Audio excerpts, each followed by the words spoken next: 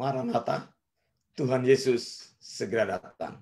Saya Wanda Dumais dari Sydney, Australia. Kembali lagi bersama dengan Anda dalam renungan singkat bersama Wanda Dumais. Senang sekali bisa menemani Anda di pagi hari ini saat Anda bersaat teduh dan kita bisa bersama-sama merenungkan firman Tuhan. Kejadian 3 ayat 15 berkata, Aku akan mengadakan permusuhan antara engkau dan perempuan ini, antara keturunanmu dan keturunannya. Keturunannya akan meremukkan kepalamu dan engkau akan meremukkan tumitnya. Saudara yang dikasihi Tuhan, ayat di dalam Kejadian 3 ayat 15 terkenal dengan ayat yang dinamakan sebagai protevangelium, yaitu Injil atau kabar baik yang pertama kali disampaikan kepada manusia. Kabar baik ini adalah kabar baik yang disampaikan setelah manusia jatuh di dalam dosa. Ketika Adam dan Hawa jatuh dalam dosa, maka Allah membicarakan janji ini. Secara tegas janji ini diberikan Allah kepada manusia. Khususnya janji ini atau nubuat ini dinyatakan Allah kepada perempuan itu, yaitu kepada Hawa dan kepada iblis saat itu yang diwakili oleh ular. Dikatakan Kejadian 3 ayat 15, Aku akan mengadakan permusuhan antara engkau, yaitu antara iblis, dan perempuan ini, antara keturunanmu dan keturunannya. Keturunannya akan meremukkan kepalamu, dan engkau akan meremukkan tumitnya.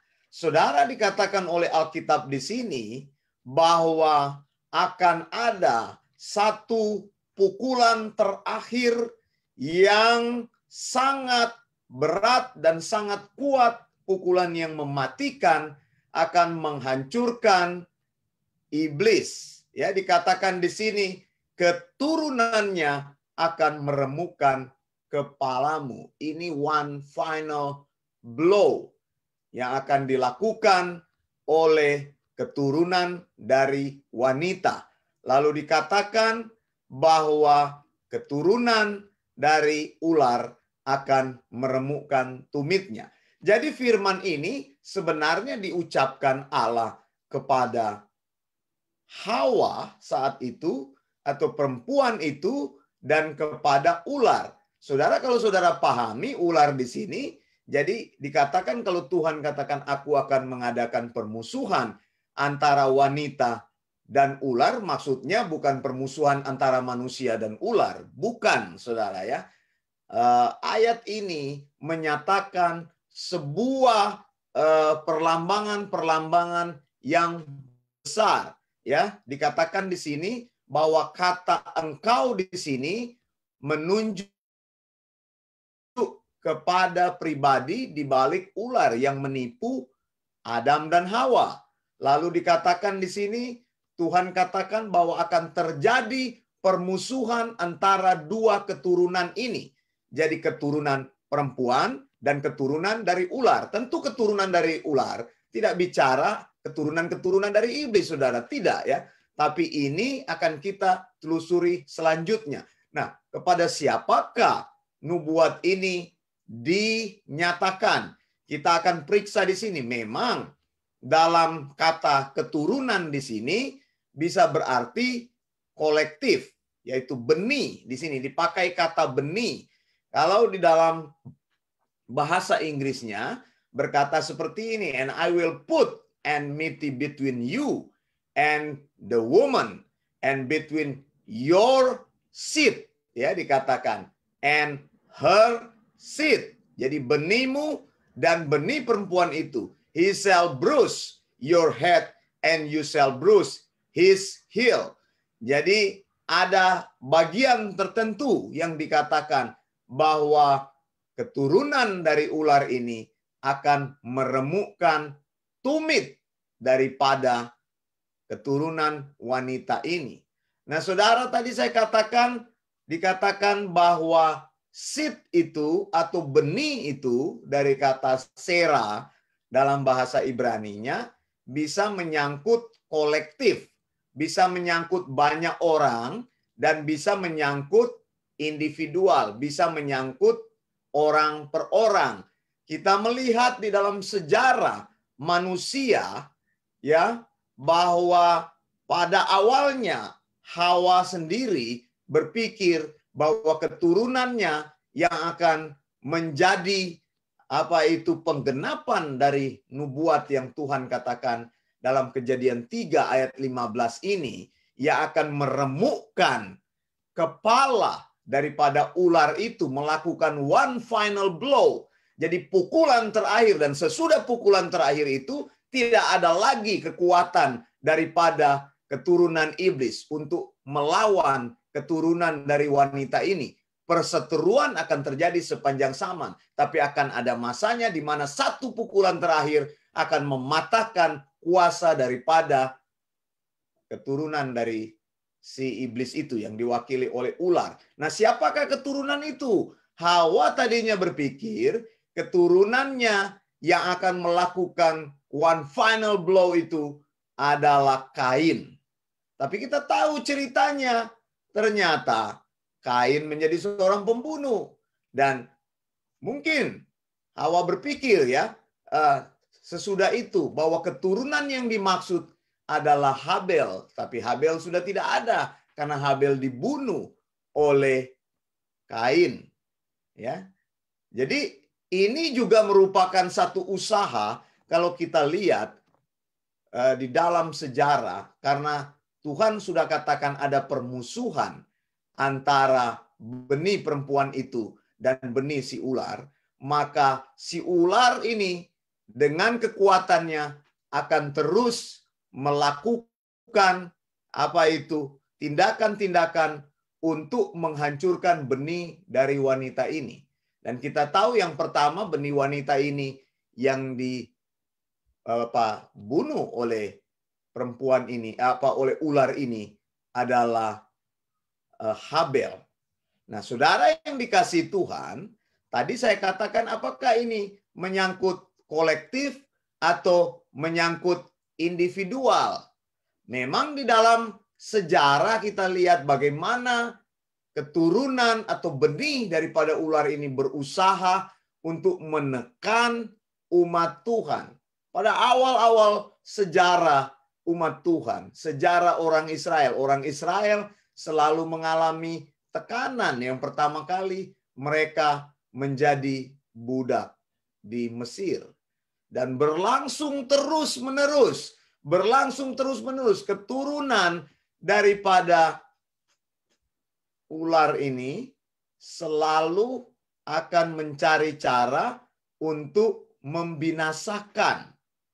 Ya saudara, kemudian dalam Kejadian 4 ayat ke-25 dikatakan Adam bersetubuh pula dengan istrinya, lalu perempuan itu melahirkan seorang anak laki-laki dan menamainya Set.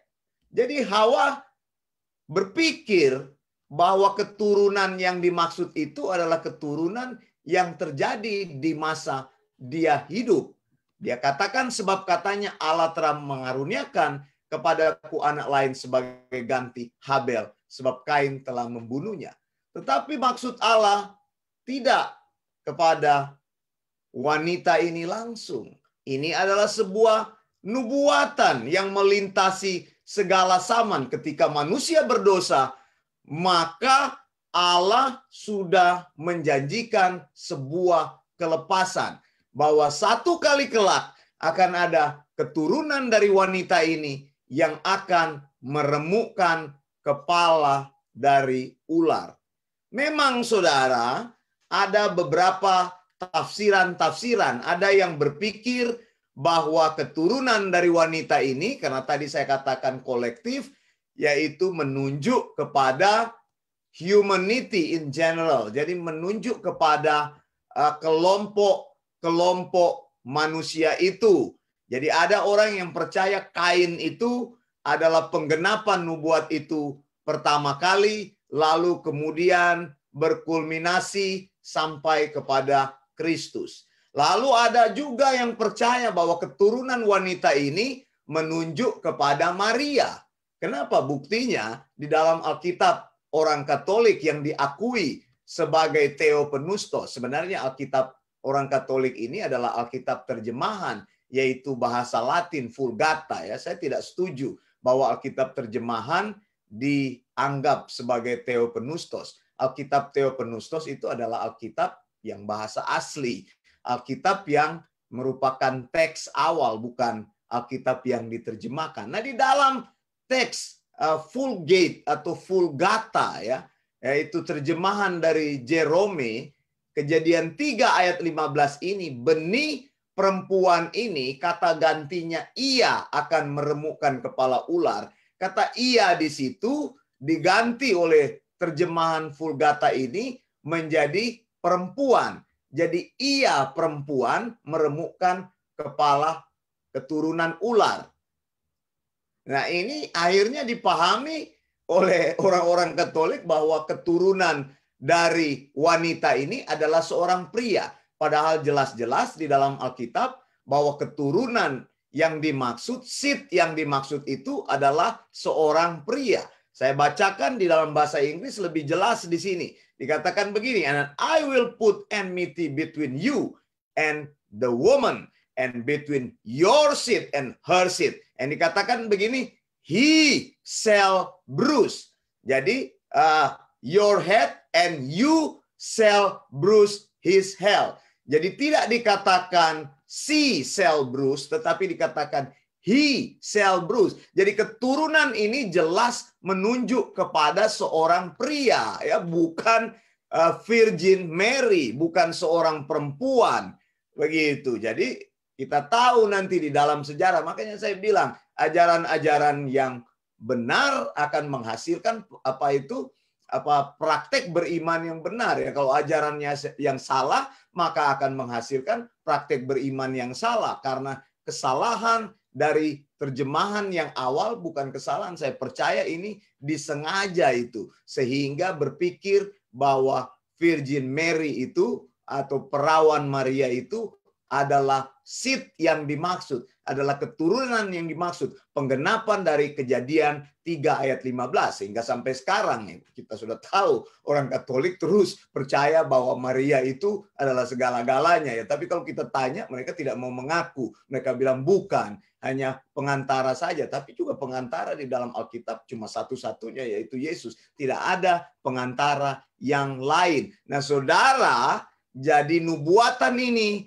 tidak bisa dikenakan kepada siapapun selain kepada keturunan yang dimaksud, menunjuk kepada Kristus semata-mata. Karena nubuatan ini sangat pas dan tepat sekali, bahwa di kayu salib Yesus melakukan one final blow, menghancurkan kuasa iblis. Kepala iblis diremukkan. Memang dikatakan iblis akan meremukkan tumitnya. Ini bicara tentang penyalipan Yesus. Ingat saudara, 2 Korintus 5 ayat 21. Dia yang tidak mengenal dosa telah dibuatnya menjadi dosa karena kita, supaya dalam dia kita dibenarkan oleh Allah. Jadi berbahagialah engkau yang berada di dalam Yesus. Mengapa? Karena nubuatan Allah, janji Allah yang Allah ucapkan pertama kali ketika manusia jatuh di dalam dosa, itu terjadi di dalam dirimu, di dalam Yesus. Pengantara satu-satunya, tidak ada yang lain. Di dalam Yesus, Allah yang sesungguhnya. Ketika Yesus lahir, ingat saudara, nubuat yang disampaikan kepada Maria, yang disampaikan kepada Yusuf, bahwa anak inilah yang akan menyelamatkan umatnya. Dia disebut Juru Selamat, dia disebut The Savior, dia disebut Mesias, dia disebut Allah yang berkuasa. Buktinya disebut anak Allah. Dan bukti apa yang kita lihat? Ketika para gembala datang di situ, mereka menyembah Dia. Kata menyembah itu menunjukkan adalah manusia menyembah kepada Allah, bukan sekedar menghormati, tapi menyembah. Jadi di situ pertama kali ketika Yesus lahir, terjadi penyembahan kepada Dia, bahwa Dia benar-benar Allah yang sesungguhnya. Percayakah engkau kepada Allah yang sesungguhnya itu,